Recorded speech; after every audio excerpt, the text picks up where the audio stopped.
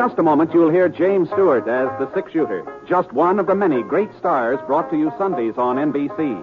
Every Sunday, hear Hume Cronin and Jessica Tandy in The Marriage, Sir Laurence Olivier on Theatre Royal, Lawrence Tibbett with the Golden Voices, Helen Hayes, Frederick March, Rex Harrison, and Lily Palmer on the NBC Star Playhouse. All of them heard only on NBC. James Stewart as the six-shooter.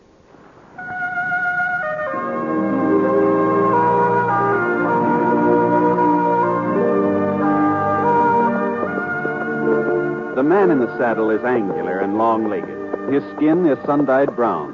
The gun in his holster is gray steel and rainbow mother of pearl, its handle unmarked. People call them both the six-shooter.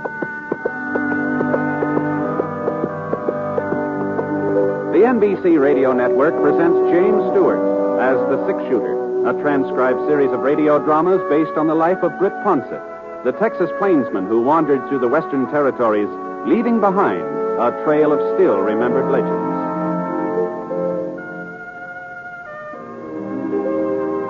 Now, in just a moment, immediately following this important announcement, you'll hear Act One of The Six-Shooter. A lot of vacations start as a daydream and end as a daydream for lack of money. That need not happen to you. You can have extra money when you need it. Simply join the payroll savings plan for buying United States savings bonds. When your bonds mature, you'll get back $4 for every $3 you invest. And there's your extra money, your vacation, both guaranteed. Ask your employer about buying United States savings bonds through the payroll savings plan. Then join. Now, Act One of The Six-Shooter, starring James Stewart.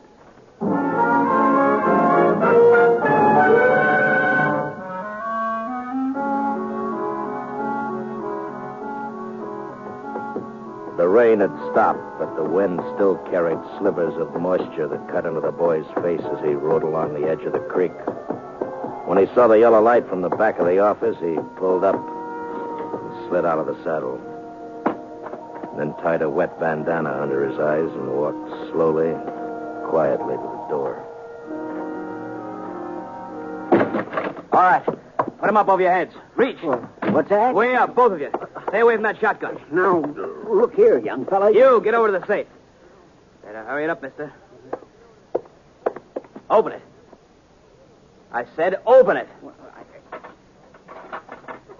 That's better. Now, toss me that sack. Okay. Don't try to follow. Thanks a lot. I see you. Dirty young. I'll show you. I'll show you. Rotten little.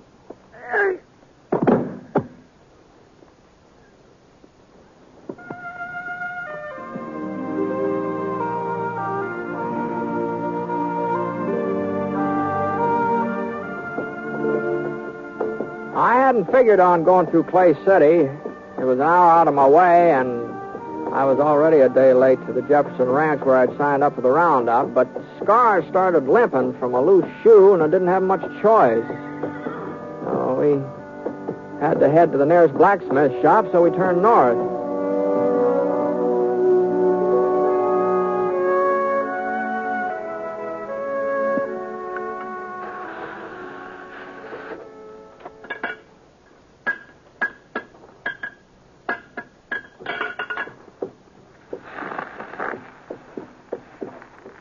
Mister. What's the trouble? Well, the horse is losing a shoe here. Let's have a look. Raise it up, fella. Come on, boy. Yeah, that's split, mister. Needs a new one. Okay, boy. Can you take care of it, you think? Sure. Bring him over here. Say, what happened to Red? Fella used to own this shop. Oh, he went to Nevada chasing silver. I bought him out a few months ago. Is that so? You know, you don't look very much like a blacksmith. I'm stronger than I look. Heavier, too. Yes, sir. Well, what do you think I weigh, mister? Oh, I don't know. Hey, why don't you take a guess? Say 120? 30? Oh, well, not more than that, I wouldn't say. You a betting man, mister? Sometimes, yeah. All right. I say I weigh over 130. And if I don't, you get the new shoe for nothing. but if I do, you pay me double. What do you say? Well, now, you got a set of scales? Don't need no scales. What do you say, mister? Is it a bet? Don't seem to be no way of proving it, though. All you got to do is lift me up. You look like a man who can judge weight. What do you say? Okay. All right, it's a bet. All right, mister, just heist me. If you don't think I weigh more than 130, the shoe is free. Come on, heist me up. I haven't ever tried to judge a man's weight before, but... Well, here we go. Wow. Yeah. Oh, I'll be doggone. Yes, sir. I'm packed solid, mister. Real solid. Oh, you're packed tighter than a steer. You must weigh 150. You see what I tell you? 158. Horseshoe's going to cost you money, mister. But you ain't the only one. Ever since I bought the shop, there ain't been a stranger come through Clay City but what he paid double for his first horseshoe. You ain't sore, mister. Oh, no, I'm not. That's a fair bet. Sure it was. I told you I was heavier than I look. That's what folks call me, Heavy Norton. My real name's George, but everybody calls me Heavy. What's your name, mister? Ponsett, Britt Ponsett. Fellow they call a six-shooter? Well, doggone it, I've heard about you, mister. I sure heard about you. Well, I sure have. Would have recognized you, too, if I'd have noticed your gun. Sure is fancy, ain't it? Say, do you mind showing it to me? No. Here, catch it. Oh, that's real fancy. Just like Sheriff Scofield said. And you know something? He says he's seen you fire 6 shots with it while Whitey Jackson was getting off his first bullet. That time down at Eagle. Yeah, well, the sheriff kind of likes to build up a story, you know. Well, he swears it's the truth. Well, here's your gun, Mr. Ponsett. Thanks. Sure. You was mighty quick in getting into Clay City. How'd you hear about it so fast? Hear about what? Why, the holdup at the Fargo station last night. Ain't that why you come? No, I was heading past town. It turned out because Scar got a loose shoe. Well, now, ain't that a coincidence? Fellow holds up the Fargo office, kills one man, maybe 2, gets away with $5,000, and 12 hours later you ride into town. You got any idea who did it? No, sir, not a single solitary one from what I hear. Like I say, the deputy agent was dead when they found him. Other fellow, Fred Wilmer, a friend of his, got shot up pretty bad. Ain't done no talking yet. Doc says maybe he never will. I see. Wow. Does Sheriff Scofield take out a posse? Nope, ain't nobody to go. Most of the men signed up for the Jefferson Roundup. Left town day before yesterday. Here's the Jefferson Ranch paying good money this year. Mm-hmm. You seen the sheriff this morning? No, not lately. He might be over to his office. You could try there. Yeah, I think I'll walk down there while you're fixing up Scar. Sure, Mr. Ponsett. Darn good idea. Sheriff Scofield will be real glad to see you.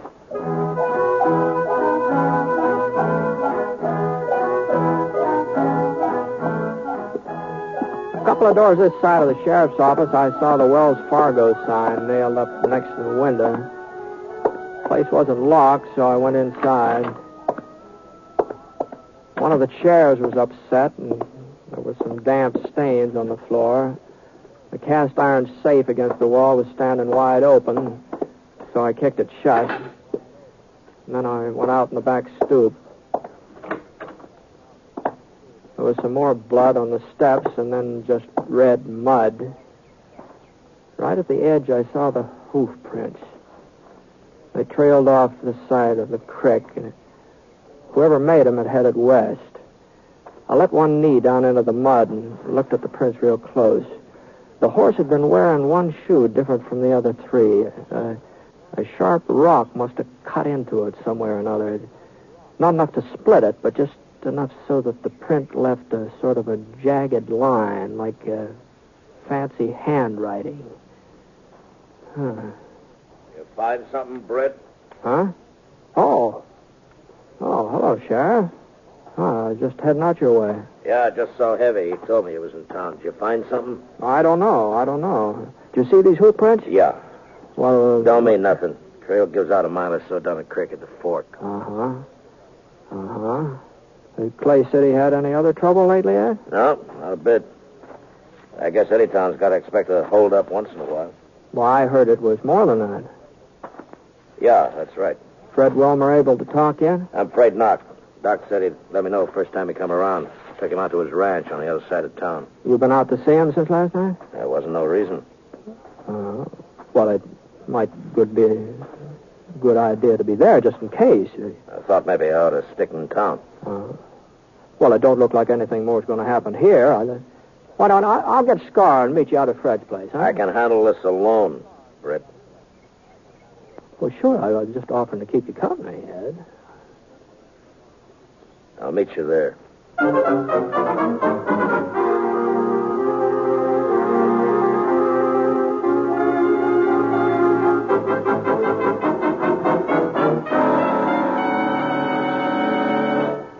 Well, he's all fixed up, Mr. Ponset.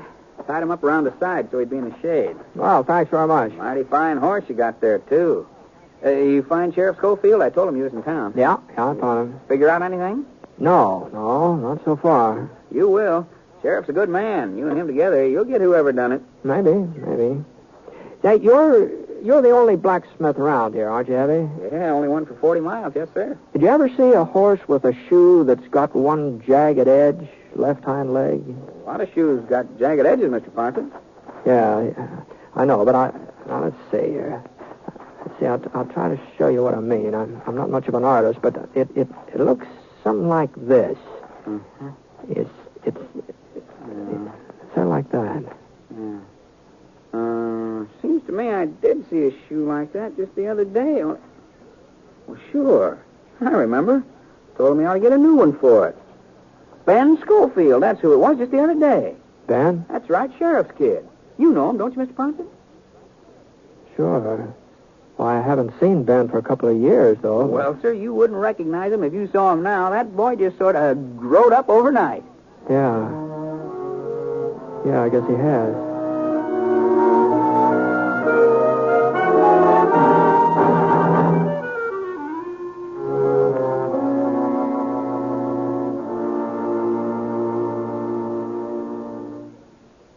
We'll return to James Stewart as the six-shooter in just a moment.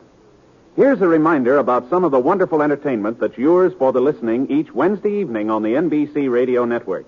There's comedy for everyone when you set your dial to NBC for such programs as You Bet Your Life with Groucho Marx and The Great Gildersleeve starring Willard Waterman. The Great Gildersleeve provides 30 minutes of top-flight entertainment that your whole family will enjoy. Then, when it's time for Groucho Marx, watch out. Groucho throws a mean ad-lib, and there's a barb at the end of every one of them. Listen and laugh as this marksman trades quips with his contestants from the studio audience. It's a riot of fun from top to bottom when Groucho Marx plays You Bet Your Life. Also on Wednesdays, listen to more quiz fun on Walk a Mile with your genial quizmaster, Bill Cullen. That's Wednesday night on the NBC Radio Network. Be sure to listen.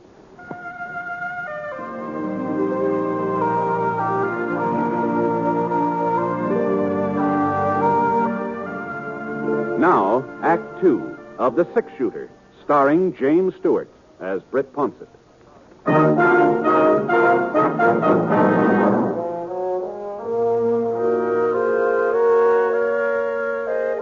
It wasn't much of a ride, and Sheriff Scofield was sitting on Fred Wilmer's porch swing when I got there.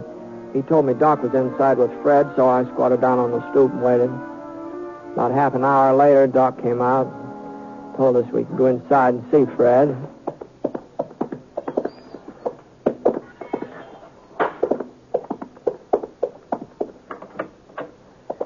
Fred was lying on a cot, breathing hard.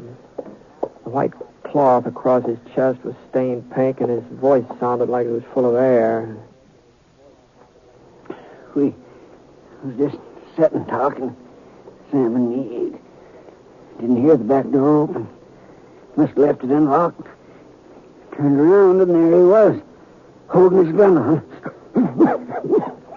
Did you get a look at him, Fred? Sure, but it didn't do much good. Handkerchief over his face. Couldn't see nothing, just the gun. Told Sam to open the safe. Wasn't nothing else Sam could do. Sure. Took the money, walked over to the door. Yeah? Looked at us for a minute and then fired.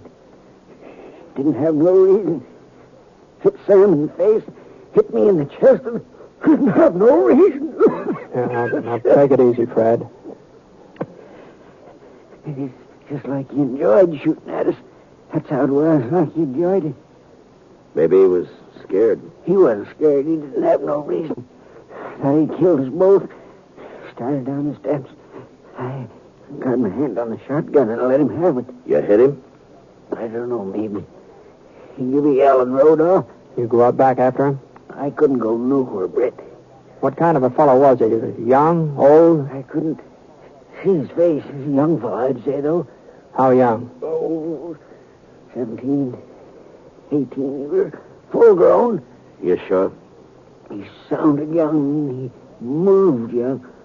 Tall? Short? Medium. About the size of your kid, Ed. About that size. That enough for you, Ed? Yeah, that's enough. Think you get him, Brett? Sure, Fred. Sure, we'll get him. Come on, Ed. Didn't have no reason to shoot. Hurry.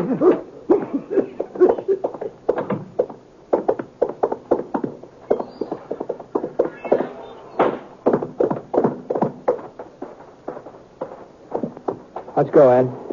We're wasting our time, Brett. He's got a day's head start. He'll be 40 miles from here. Not if he's shot up.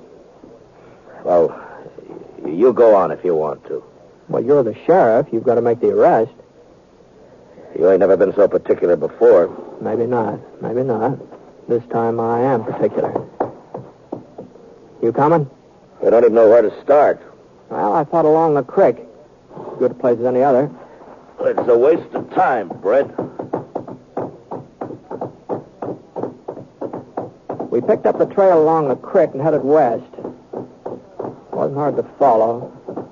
Every once in a while, we'd see a few drops of blood spattered against the bushes. About 10 minutes later, we came to the fork where Ed said the trail gave out. Scar stuck his nose down into the water, and I looked around. The trail didn't give out.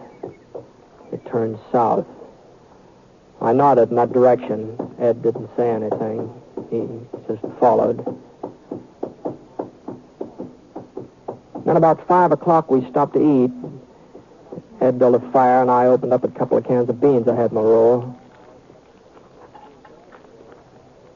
Oh, you're not hungry, Ed? It's early for supper. It's too early. Yeah. Ed, I talked to Heavy before I went out to Fred's place. I asked him who had a horse that would leave a mark like the one we've been following. So? He said that Ben did. Your son, Ben. I thought you ought to know that. A lot of Ed. horseshoes leave the same kind of mark. Fred said it was a young fellow. It wasn't Ben. Where is he, Ed? He's at Jefferson Ranch. He's working on a roundup. He left Clay City day before yesterday. It couldn't have been Ben. There's a lot of wild youngsters in these parts, but Ben's a good boy. It couldn't be him. You sure? Now, that mark don't mean nothing. Plenty of horseshoes leave the same kind of mark. You know that, Britt. You got enough to eat? Yeah. All right, let's go.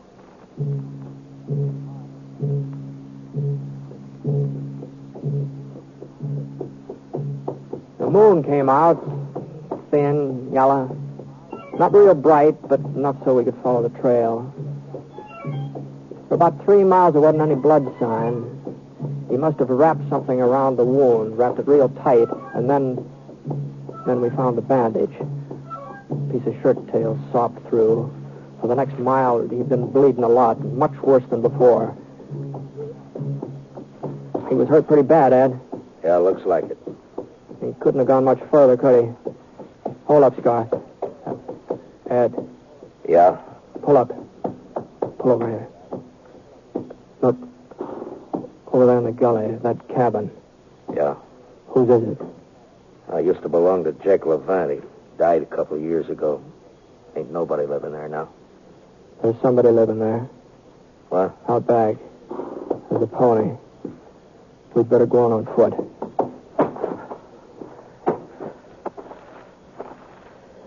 Britt? Yeah? We're gonna take him alive, ain't we? If we can. We gotta take him alive, Britt. It's Ben, isn't it? I don't know, not for sure. It could be Ben? That could be. Where's he been the last couple of days? I don't know that either. I had an argument with him 2 nights ago. He needed some money. He'd been playing poker. He lost a lot. Now, the $5,000 that was taken out of that safe is a lot. I wouldn't give him none. He got mad. He said he'd get it. Said he'd get it himself. And I hit him. I hit him hard across the face. Hit him twice. He started to hit me back, and then he walked out of the house, and I ain't seen him since. I wish you had hit me back. Now, we've got to get across this clearing, Ed. Over to that clump of trees. Well, he may see us. We'll have to take that chance. You ready? Yeah.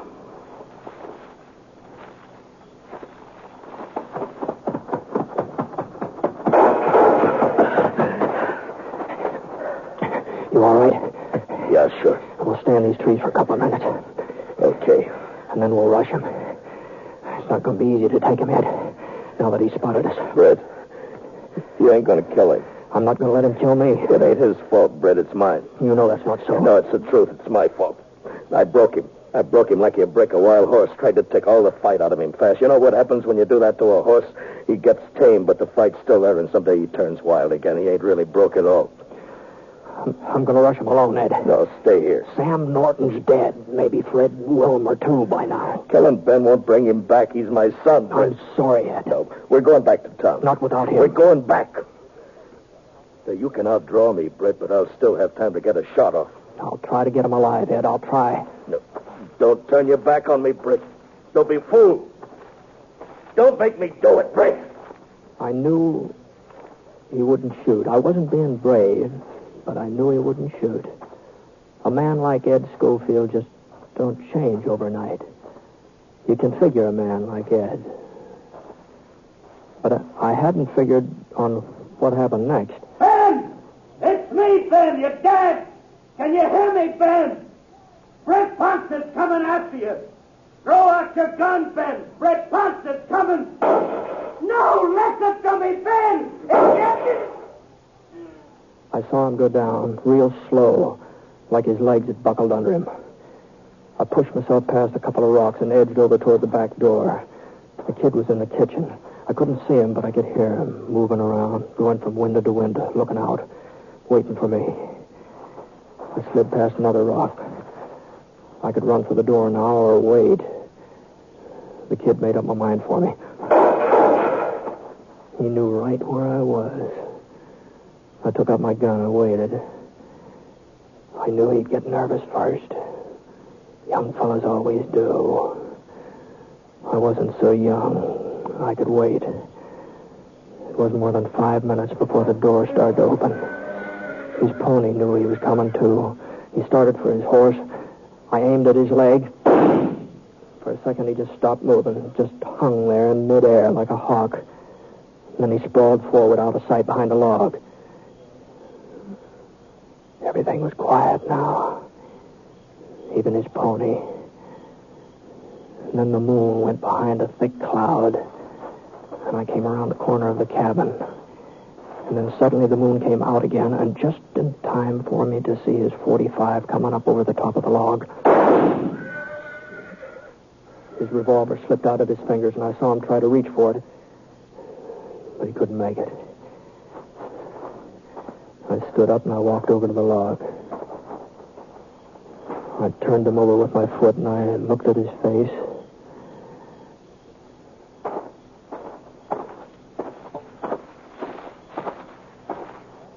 Ed? Ed? Over here. Where'd he get you? The shoulder. But I'll be all right. Is he... Did you have to... Brett? No, he's not dead. Oh, thanks. I guess he didn't hear me calling to him. Didn't know who I was. It isn't Ben. What? It isn't Ben, Ed. You sure, Brett? Yeah. This kid's got red hair. There ain't no reason to lie to me, Brett. I ain't shot up bad. I'm not lying, Ed. I knew it wasn't Ben. While I was going up there after him, I knew it. What are you talking about? Well, it just came to me. I don't know. A man don't change overnight. Neither does a boy. Well, if it ain't Ben, Oh, there's a lot of tough kids in these parts. You said so yourself. Where do you suppose Ben is? Where you said he is. Jefferson's Ranch, working on the roundup. The pay's good. Boy, don't change overnight, Ed. Yeah. You able to ride back to town? Yeah, sure. Hey, I may have to take it a little slow. Sure, fine. We'll take it slow. Yeah. Well, I'll get the kid. Britt? Yeah?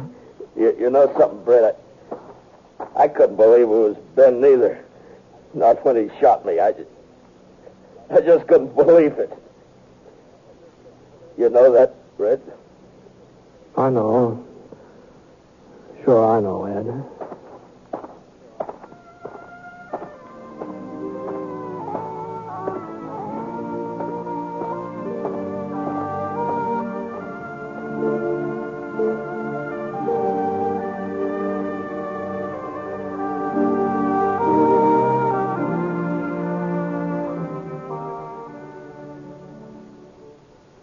Picture the most extravagant vacation imaginable. Then picture yourself going on that vacation. Sounds like a daydream? Well, it isn't. It's completely possible. But it does take a bit of planning, such as the regular purchase of United States savings bonds. Now, the best way to do that is through the payroll savings plan. That's the best way because it's the sure way to buy your savings bonds regularly. The payroll savings plan works like a charm because it's completely automatic. Your employer does everything for you. It's especially easy on you because money is saved from your paychecks before you have a chance to miss it. And when those bonds mature, you can pack your bags for that extravagant vacation because United States savings bonds pay back $4 for every $3 you put in. Join the payroll savings plan where you work. That's the way to save money regularly. Earn extra money regularly through United States savings bonds.